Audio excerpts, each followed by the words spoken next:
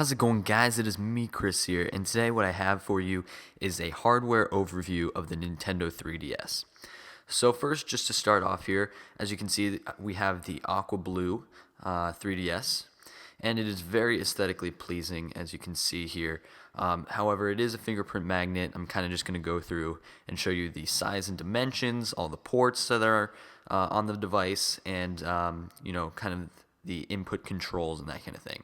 So please bear with me as I kind of go through all this technical stuff, and if you'd like, I can show you a software overview in a future video. But for now, let's start off with the size and dimensions of this device. When it is closed, it is 2.9 inches high, 5.3 inches long, and just 0.8 inches deep. So it also weighs about 8 ounces, including the battery pack, stylus, and SD card, which is included, I will say. And that's pretty much it for the dimensions, but as far as the ports and slots go, you have, of course, the game card slot, which currently has the new Super Mario Bros. For the Nintendo DS inside. And also, you have the SD card slot over here on this side. And you can see that Nintendo is nice enough to include a actual SD card slot, so you don't have to go out and purchase that separately. And as you can see, it is a 2 gigabyte card. Very nice for them to include. However, they pretty much should do that because it is $250. Also, as far as ports go, you also have the cradle connector or the AC adapter connector right here, as well as down here you have the 3.5 millimeter audio jack. So very nice that they have all these ports. And then that pretty much is it for ports and slots, I should say. Other than that, you have the telescoping stylus here on the back. So here, let me put the DS down for a second. As you guys can see, it is stored at this size, but it extends out to a big 3.94 inches, so you can adjust it depending on how big your hands and fingers are. Very nice that they do that.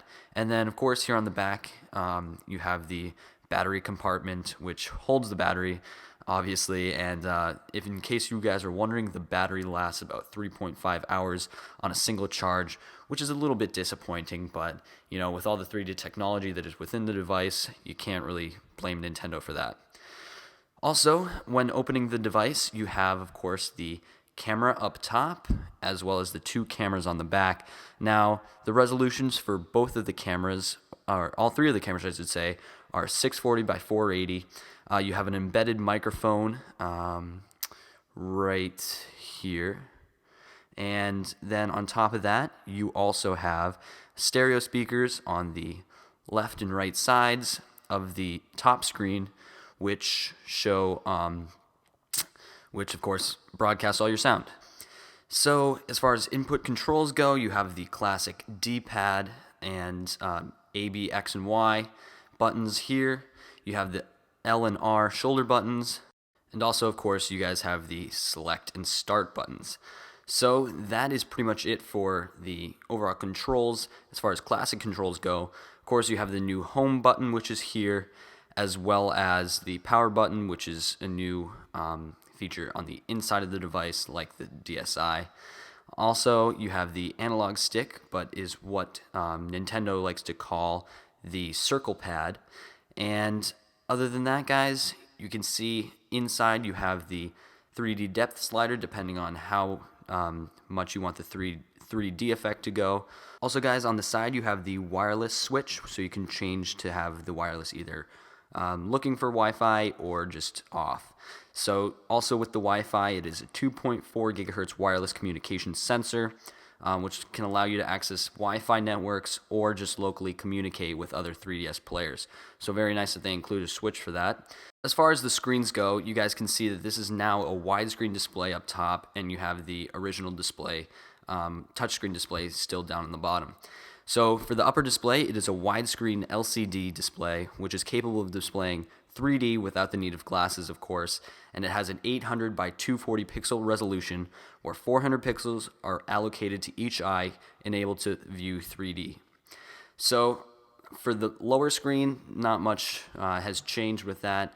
You still have the LCD display with 320 by 240 pixel resolution, and of course it is a touchscreen. So as far as that goes, that's pretty much the external stuff, guys. As far as internal sensors go, you also have a motion sensor as well as a gyro sensor for moving around and continuing to play games. But really, guys, that is it for the hardware overview. As I said in the beginning, if you would like me to do a software overview, I can see if I can do that for you. But here you go, guys. Hope you enjoyed this video. If so, please be sure to comment, rate, and subscribe. And of course, I'll be making more videos very shortly. So, thanks for watching.